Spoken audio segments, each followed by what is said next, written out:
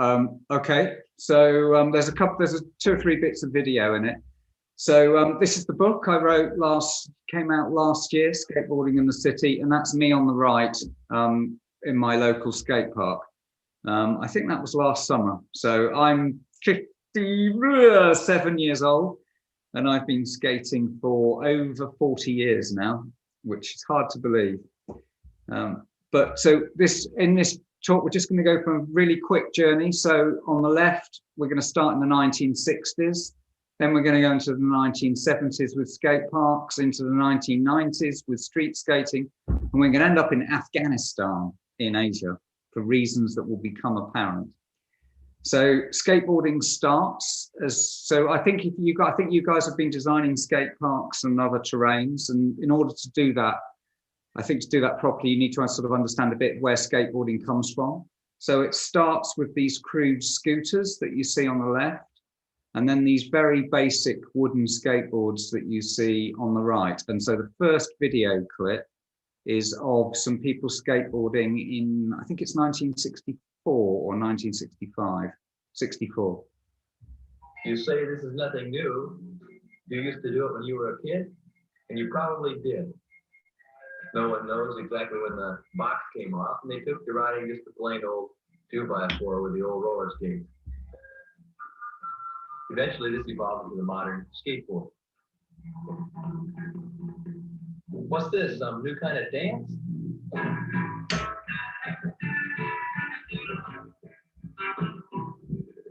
Nope, it's America's newest sport, and it's called skateboarding.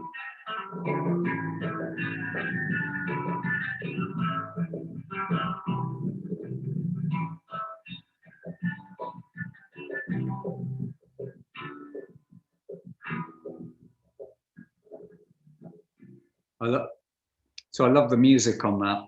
So I think you saw some of them were riding barefoot. So in a way, what they were trying to do, partly in the 60s and then particularly in the 1970s, skateboarding was all about trying to be a surfer. So you get people, you can see here that the rider on the bottom is actively trying to emulate being a surfer that you see at the top. Yep. And then we're still in the 1970s. So skateboarders find these really kind of amazing other places to skate as well. And one of the things they find are these great big concrete pipes out in the Arizona desert, which were part of a big drainage project. And they find swimming pools, which have been emptied of water. This is a really famous swimming pool called the Dog Bowl, named after the dogs that used to walk around it. And then you get these amazing skate parks. The first real proper concrete commercial skate parks get built in the late 1970s. And the one at bottom right is Kona in Jacksonville. So that was one of the skate parks I was going to try and come and skate this March, but didn't. And it still exists. You can still go into it. It's been owned by the same family pretty much its entire life. You have to pay to go in, but it's a great skate park. And then other terrains that get built, people build things out of wood, and including these amazing pipes that you can do the loop on, or wooden ramps and so on. I'm sure some of you will know those stuff. And then this is the kind of skating that takes place in those new skate parks, and it's very gymnastic. It's very, it's very acrobatic and involves lots of flying around in the air.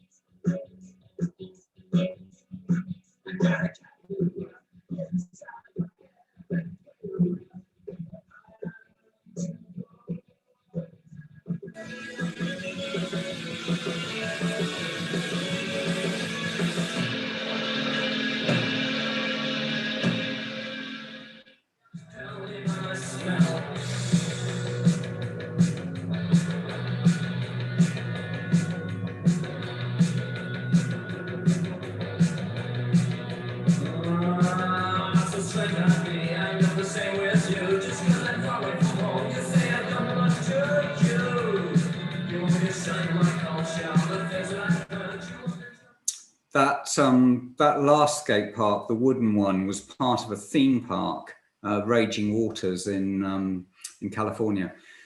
So you get all these amazing skate parks, and everyone thinks they're going to do really well, and people invest hundreds of thousands of dollars building them, or the equivalent of it, and they think they're going to be like golf clubs, and they're going to have lots of members, and people are going to pay to enter, and so on. And nearly all of them fail.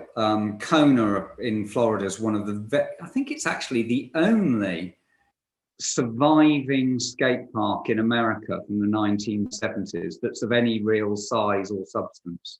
And all the others get destroyed. Like this is an English one, but they all get destroyed, and they fail because they can't get enough people to pay to come in, and they have problems with their insurance as well.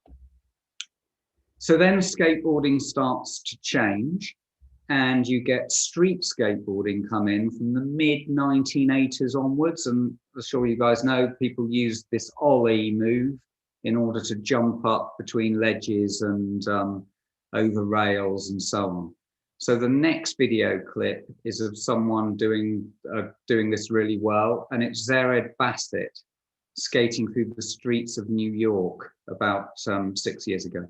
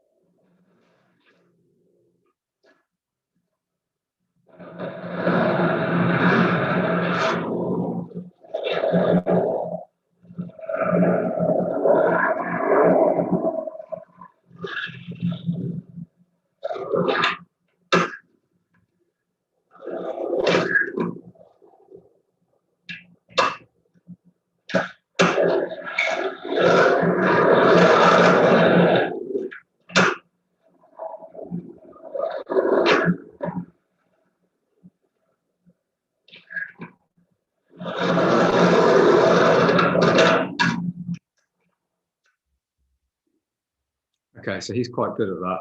And one of the reasons I showed that video clip is because there isn't any music on it. And obviously a lot of skate videos, there's music playing on them. And one of the things I really love about that clip is the sounds of it and the sounds of the city.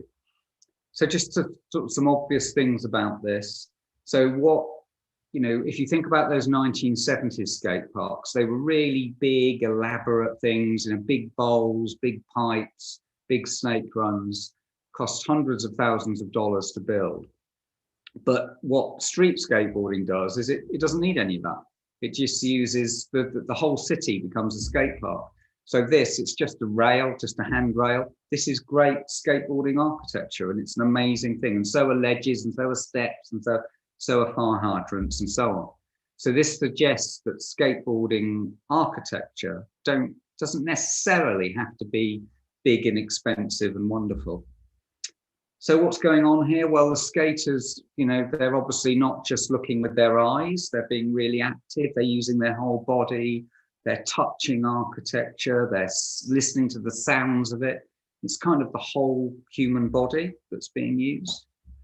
And in my more academic work, I get quite a lot into the kind of the way that through the act of skateboarding, skateboarders say something, not their mouths, but through their bodies, and that they kind of critique architecture. They say which buildings they like and which bits of the city they like. So in this case, the skater, is sort of essentially saying this bit of rail is a better architecture than the building behind.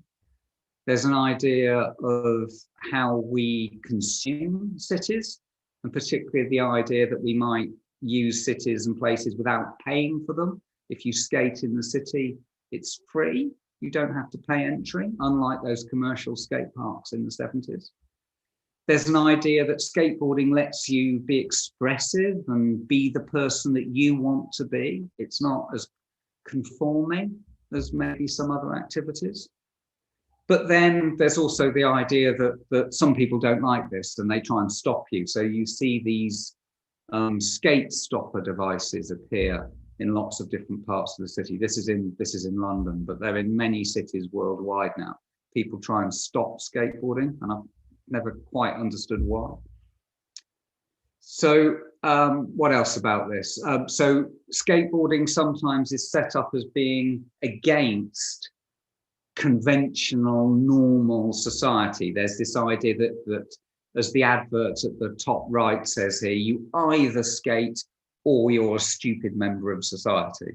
There's a kind of an opposition set up between skateboarders and everybody else. And it can often be quite male.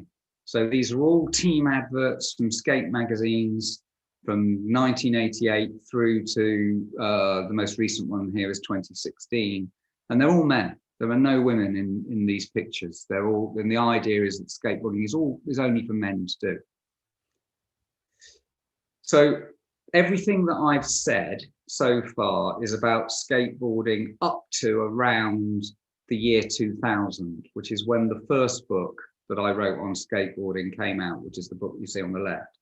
So everything I'm going to say for the next 5 or 10 minutes is about what happens to skateboarding since 2000, and I try and talk about more in this new book. So the first thing is that skateboarders today are much more diverse. They're men, but they're also women. They can be white, they can be black, they can be Asian, they can be Hispanic. So there are people in this picture who are graphic designers, who are corporate lawyers. There's a police officer in here. There's a teacher. There's somebody who doesn't have a job, etc., etc. So all these people can be skateboarders, and they can consequently have different kinds of bodies. They can be old, they can be black, they can be white, they can be young girls. But also, and you see on the right, they can be in a wheelchair. So this is Aaron Fotheringham at top right, sometimes known as Wheels. The guy middle right is Italo Romano, and he's quite a really good skateboarder. He doesn't have any legs. He sort of sits on the skateboard and pushes it along, and he's really good. And the guy at the bottom with the cane, with the stick, is American skateboarder Dan Mancina, and he's blind. So he can barely see at all. He can see tiny amounts of light and shape. And what he does is he maps out shapes with his cane, with his stick, and then rides over them. So you don't have to be a able-bodied person in order to skate. So just some other things that have changed in the last 20 years. We now have a lot more skate parks again. They've all kind of returned. And I was going to show you some of the projects that I've been involved in or that I'm just interested in. So this is only about a mile away from where I'm sitting now. This is an old paddling pool that was converted into a skate park. So this was very cheap. It only cost around $50,000, something like that. Sometimes skateboarders make their own skate park with DIY skate parks. So these are all around the world. In London, top left, this is a DIY spot just around the corner from me. In Austria, in Malaysia, in America, in Portland that you see bottom right. Sometimes they're quite big things. So this is my real local skate park called Crystal Palace. So I helped design this, particularly the pool that you see on the right. This was it on its opening day. So that's a bit like the kind of skate parks in the 70s. And some of these are really elaborate. I didn't have anything to do with this one. This is in Luxembourg in the middle of Europe, but you can see it's this really beautiful skate park, immaculate concrete, lovely patterns, lots of different shapes. And sometimes they get very, very expensive. So this is one that I gave a little bit of advice on. It's called F51. It's in southeast England. It'll be open beginning of next year, and it's the world's first ever and only indoor multi-story skate park. So every floor is a concrete skate park, and it's costing around $15 million, something like that. So it's the amazing thing. I gave a little bit of advice on this. Sometimes skate parks, hotels now coming with skate parks attached. So you can go to a Hard Rock hotel in Riviera Maya in Mexico, and it has a Camp Woodward skate park attached. You can have these amazing concrete landscapes. There's a company called Evergreen that are particularly well known for doing this in the USA, and they do a lot in Oregon and Washington and those states. This one's near Colorado. And these amazing kind of curvy landscapes. I've never skated one of these. I'd really like to skate one of these.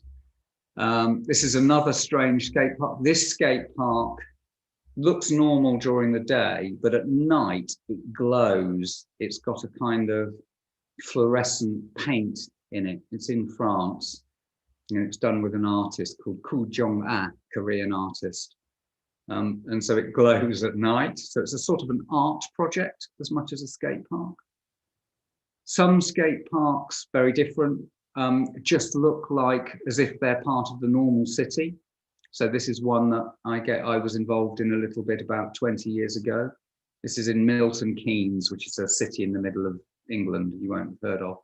But it's made as a skate park, but it doesn't look like a skate park. It just looks like a normal city space.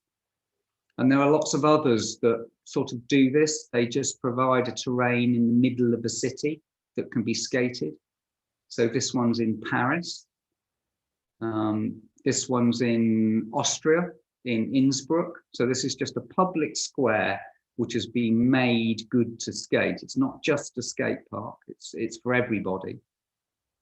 This one is in, that's it. I hope that was of interest to you, and I'll stop sharing my screen.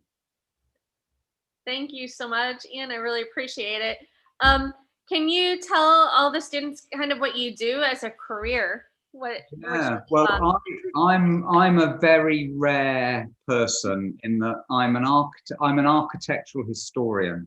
So I teach in a university, and I teach. Normally, most of the people that I teach are people who are training to be architects.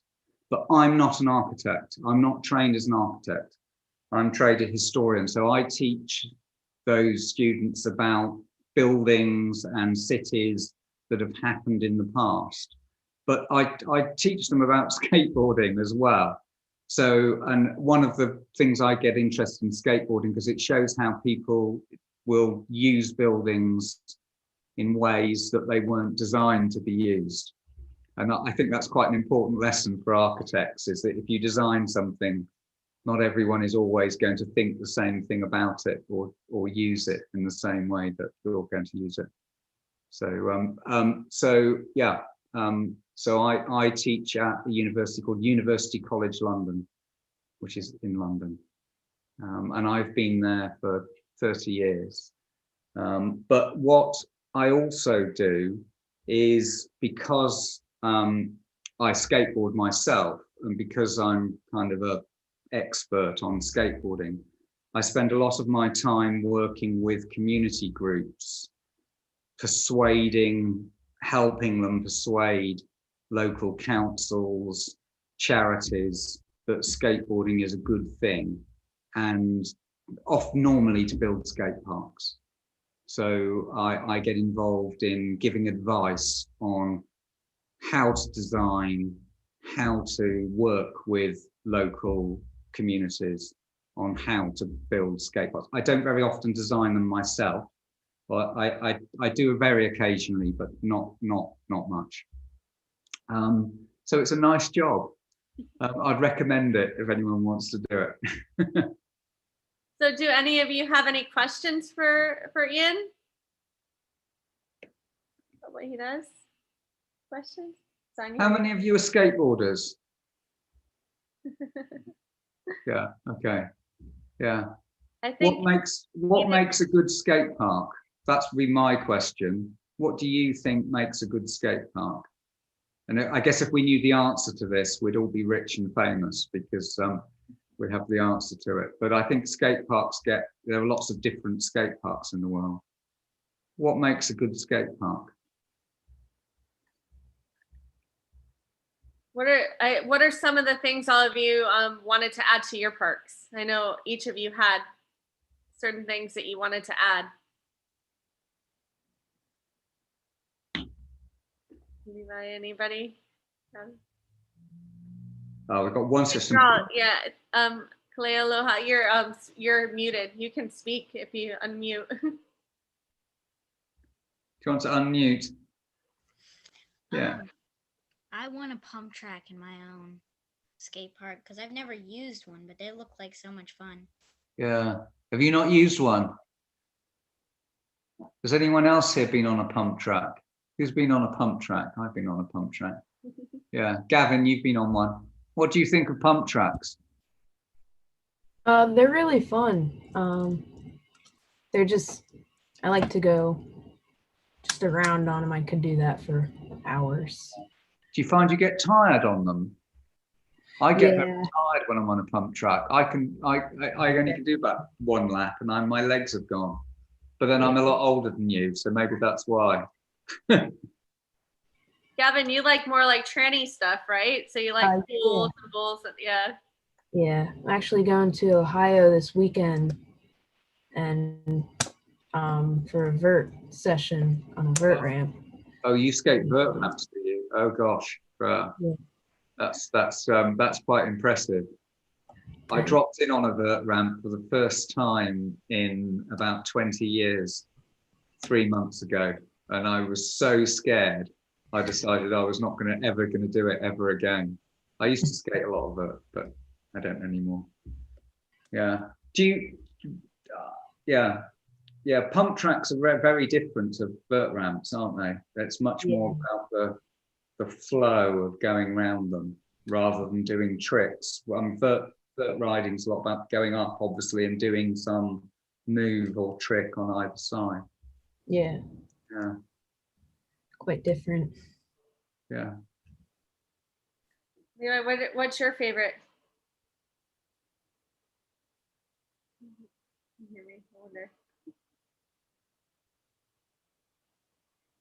Eden, what's your favorite to skate? Oh, I like skating like half pipes and stuff. You like half pipes, yeah. Big half pipes or small half pipes? Like bigger ones are really fun. Ah, so you're like Gavin, you like a big vert ramp or something like that. Yeah. Do they scare you? If they're like really big, yeah. Yeah. So that's another question I think about skate parks is, if you're designing a skate park, should you design it just for, very, very experienced skaters?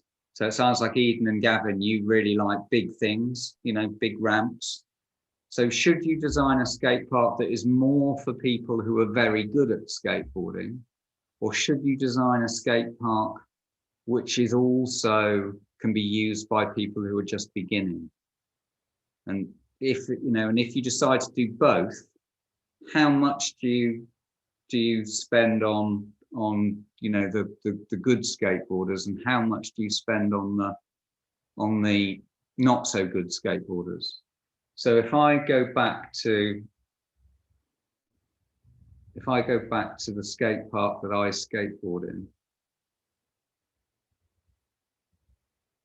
let's find it. Now I've got to share my screen again, haven't I? Hang on.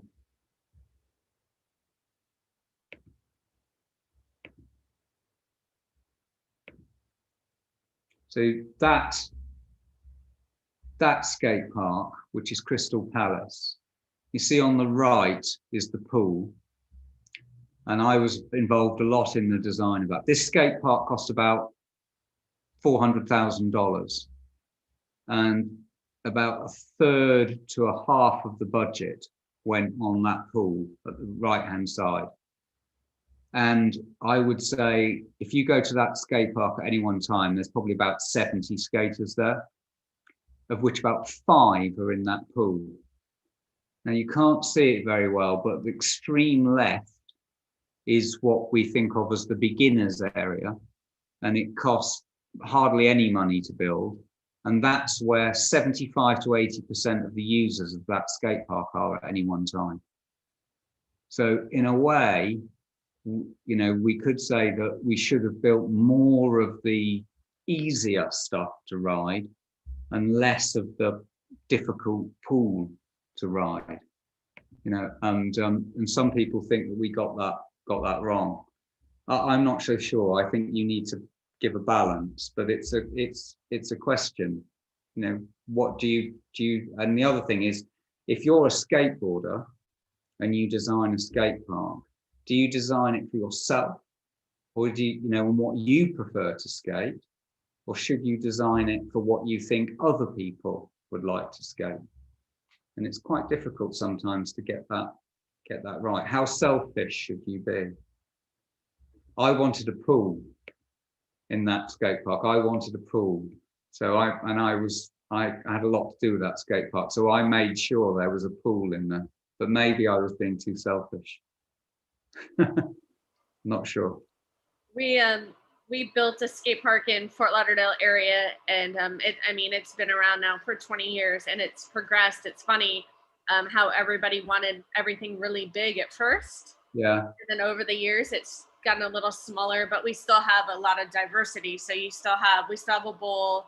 There's a 14-foot vert ramp, but then there's a lot of beginner stuff as well. So, but it has over the years gone to a lot smaller ramps and smaller things to skate and back and forth, just depending on the trend of the skaters in the area. Yeah. Interesting that Eden and Gavin like the bigger ramps, because a lot of the people that I skate with, it tends to be the older skaters who want the bigger stuff. And it's the younger skaters that want the smaller, you know, mini ramps and street courses and so on. But that may be something about the English skate scene. Yeah.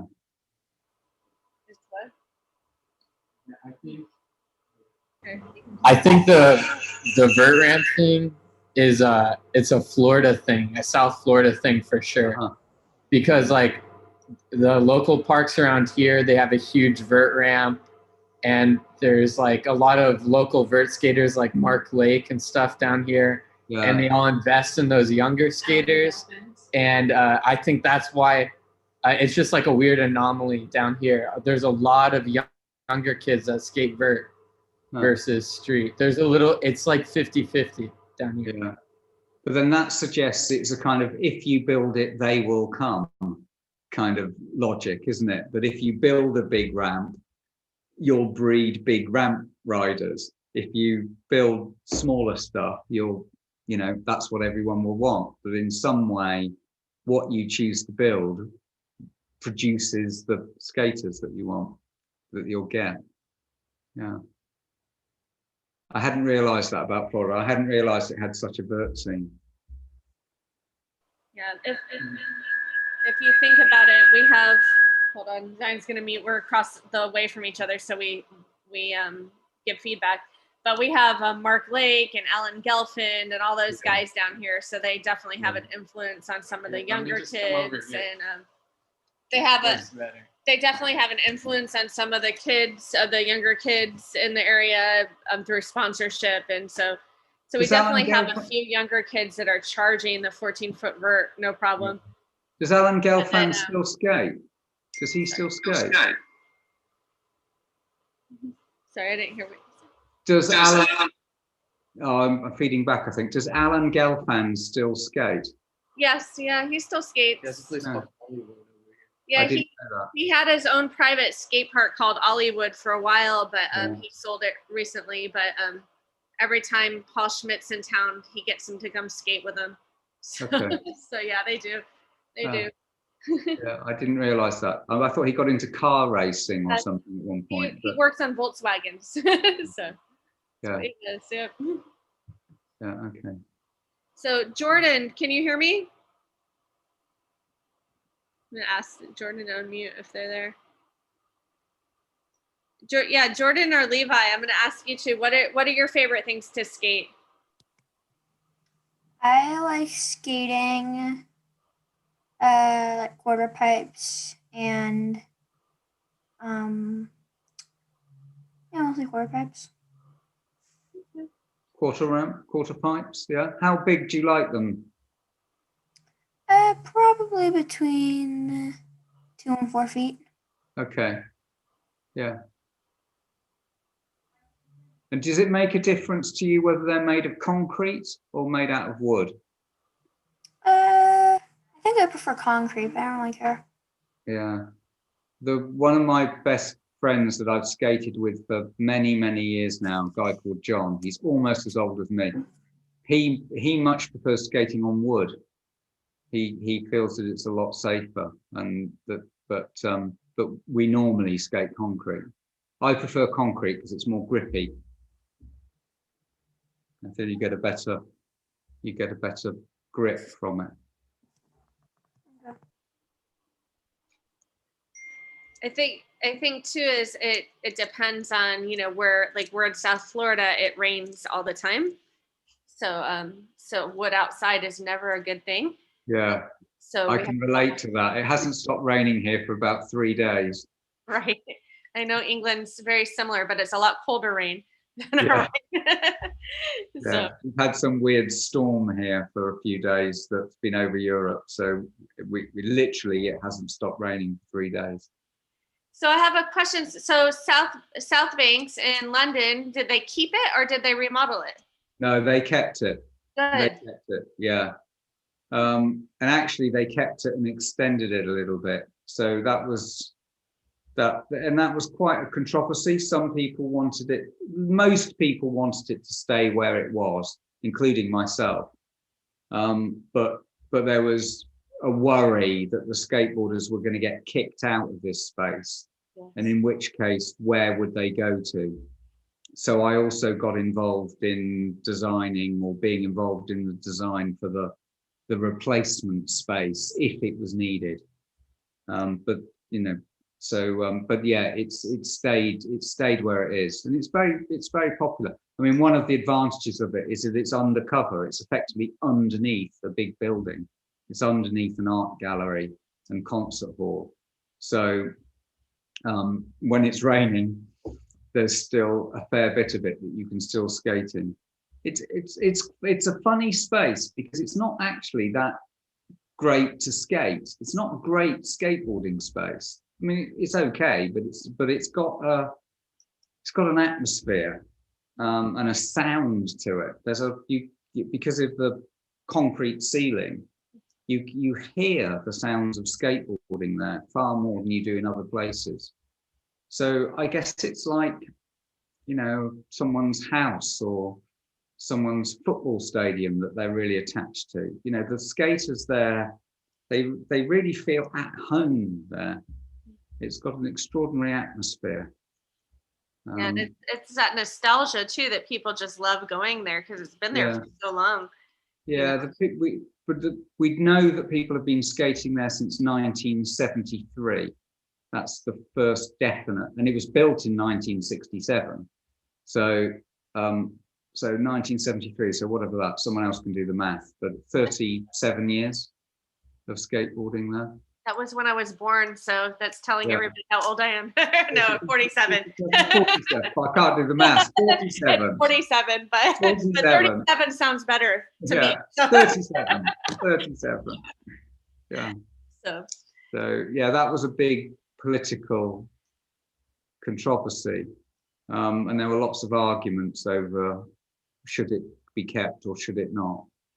And they managed to get 150,000 people to sign a petition to have the skateboarding stay there.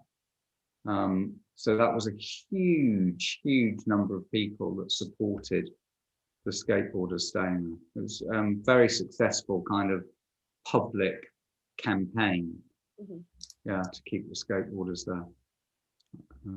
And actually, the one I showed you, I don't know if you guys knew this one in Tampa, the Bro Bowl.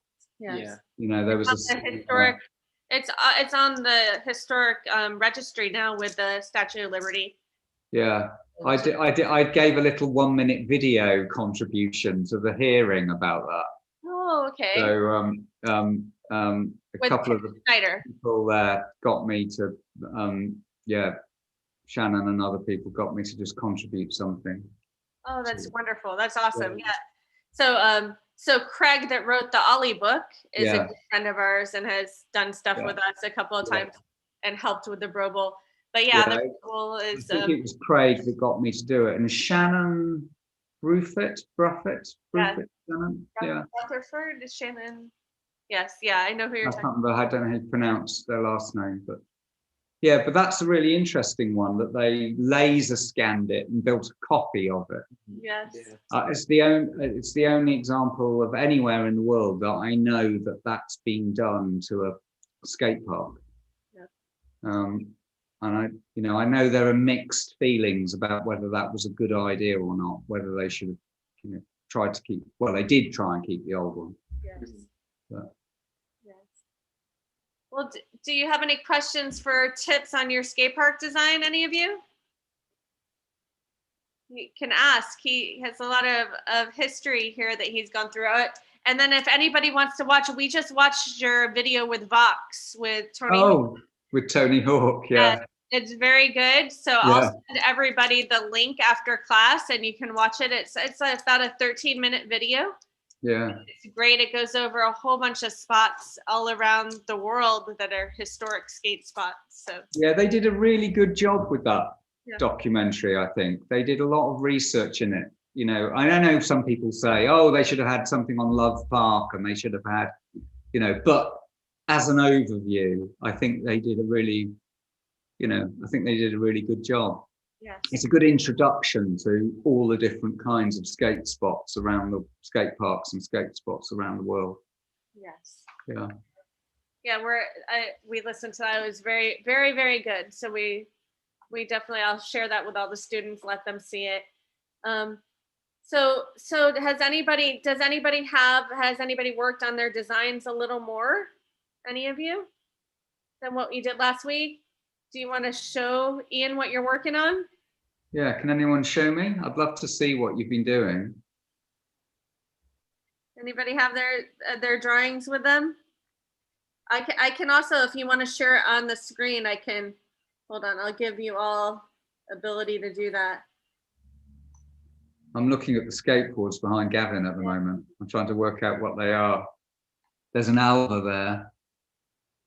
That's the only one I can make out. So today is Zion's birthday, but it is also Krishna Soy's birthday and Ray Barbie's birthday. Oh, well, there you go. They're very lucky to share their birthday with you, Zion. So we saw all of them in the video today, and the videos that you're showing in the pictures and the PowerPoint. Well, we saw Krishna Soy. I saw Ray, and he had Ray in the Element picture. Oh, really? That's cool. So I think you all have co-host permission. So if you want to share your screen, you can, or if you have your drawing, just hold it up and show. Do any of you have? Oh, okay. Right. I'll put you as a spotlight so it's bigger. Wow, look at that. That's amazing. So those two pools or bowls at the top there? Oh, yeah. Yeah. God, that's really good. You've thought about that a lot. There's lots of different shapes and so on. Is there any street? Is any part of that a street section? Or is it all transition? More transition. So mostly transition, yeah? That's really good. Can you show it me again? Can you hold it up again? Wow. Yeah. So one of the things that people talk about in skate parks design is what is the what are the lines and what's the flow from one thing to another. So what I like about that is you've got your bowls, which are sort of their own thing, but then from what I think is in the rest of the park, you've got lots of different shapes and different transitions that people could go over and move between. Oh, there's some stairs there, aren't there? There's a stairs and rail. Is that stairs and rail at the top? Yeah. Yeah. So I know a lot of street skaters and people, they want flat ground. They just want lots of space to do things in. That's great. I really like that. That's quite a big skate park. That would be a really big one. You'd need a lot of money to build that one, I think. Fantastic. Let's have a look at another. Who else has got their design?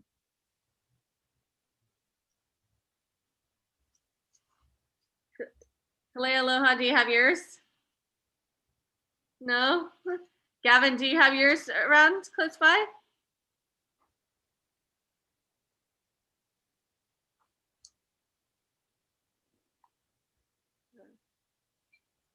Gavin's grabbing. Gavin got his. I think he's grabbing. Yeah. Okay, so on mine, I did draw some flow lines, so some of the stuff may be a little harder to see, but Wow. mine. You have to turn my head up. Okay, so the red lines are the flow lines, yeah? Yes. So that's a really interesting way to design it, isn't it? To think as much about the way that people are going to move around it. And so one of the things that people get into in skate park design is, how do you let people move around a skate park? But are you designing in places where people are going to bang into each other a lot as well? And obviously that can happen in a skate park.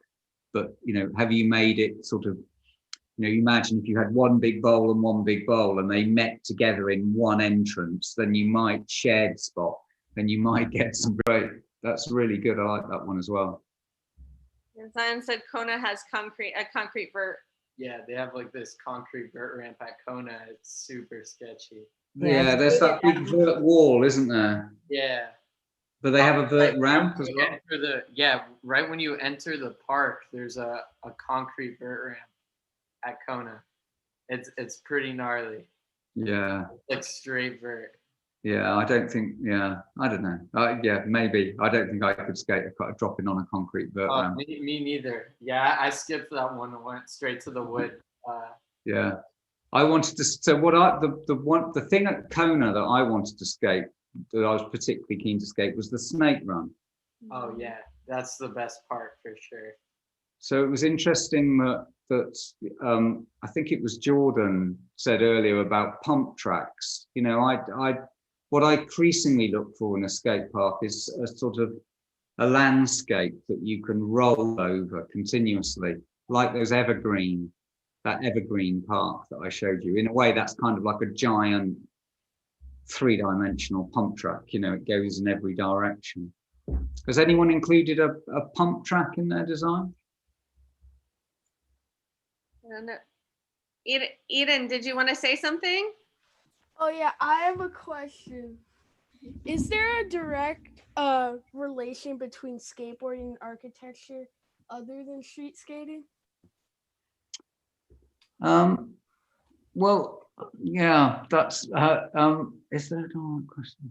Well, the reason that I show skateboarding to my architecture students is to show them that, yeah, that skateboarders will always use almost any architecture.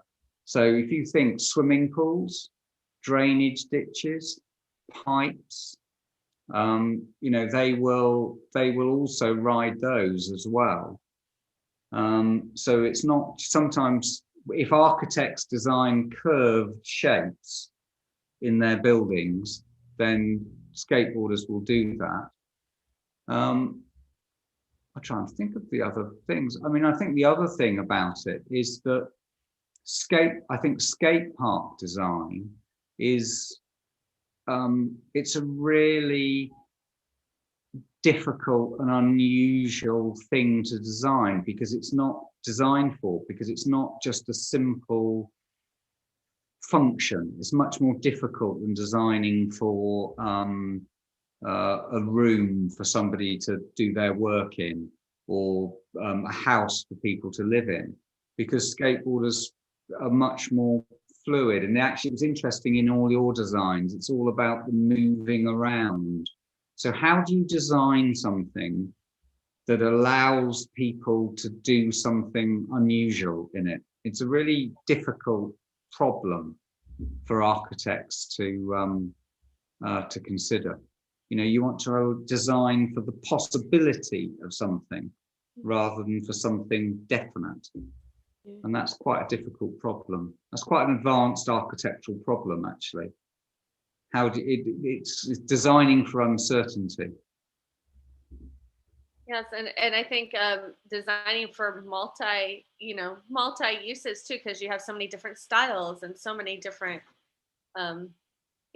it's just being able. And actually, one thing we haven't talked about is actually as much for skate park design is not just the riding surface, it's often the landscape around it, which is just as important.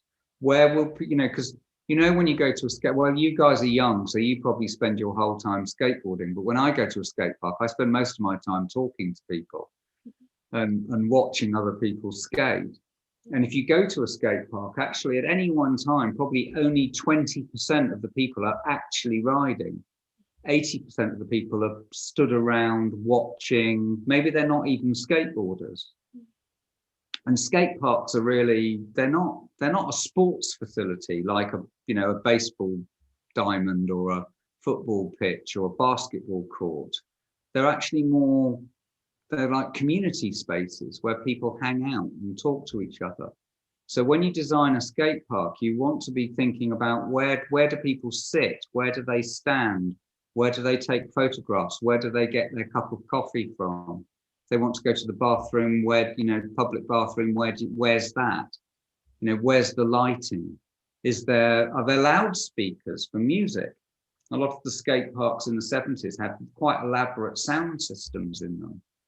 So you get into this thing, you're not just designing for the skateboarder who's riding, you're designing for the skateboarder who's just hanging out.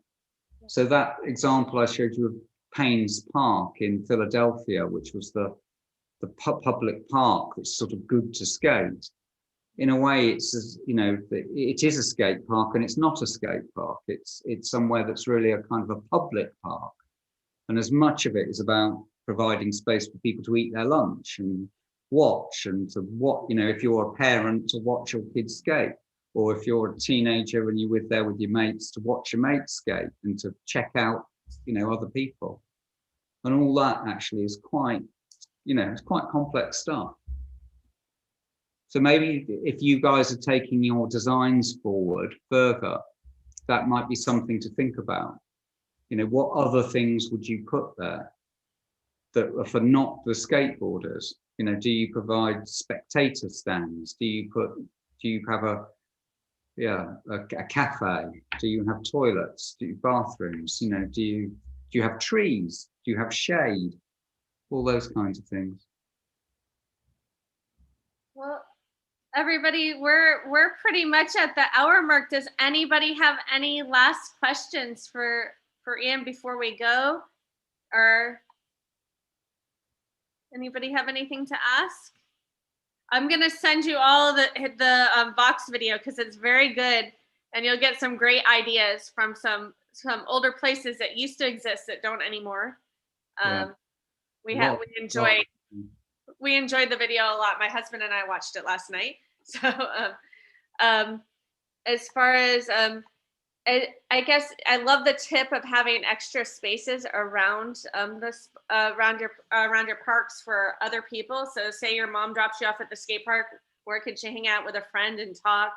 But I guess my last question would be, do you have any other tips besides that one? That was a little golden nugget one. So what would I say?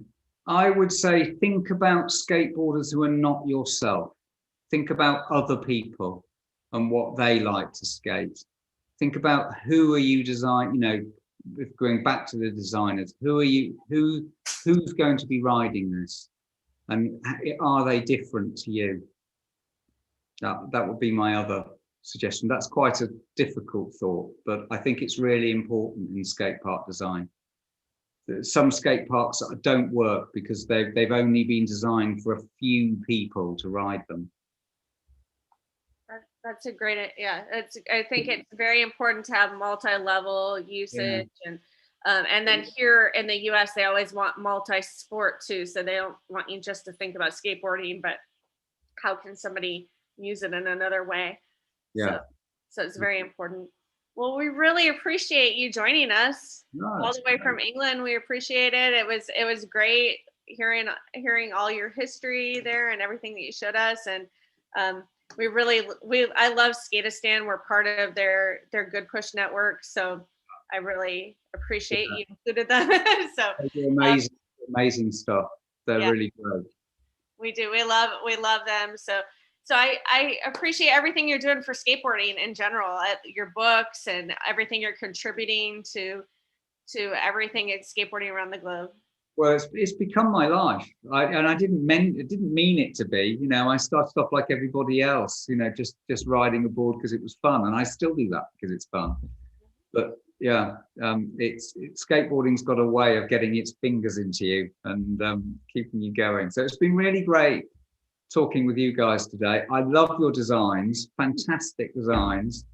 I'm really pleased that so many of you are so amazing. Sounds like you're really amazing skateboarders. I'm sure you're much better than me. So we'll send you their final pictures of what they do. And love to see everything. So they're going to do one collaborative with Zion. They're going to do a digital design, but they're also going to do their own models. They're going to do a rendering of a park together, and then some models just out of cardboard cereal boxes kind of thing for us to get an idea. So we'll send you pictures and link to everything. But thank you so much for your time, everybody. Yeah, thank you. We'll see you next Monday, and I'll send you an email with the link to the video. And I hope everybody has a great day. Thank you, Iain. We appreciate your time. Thank you so much.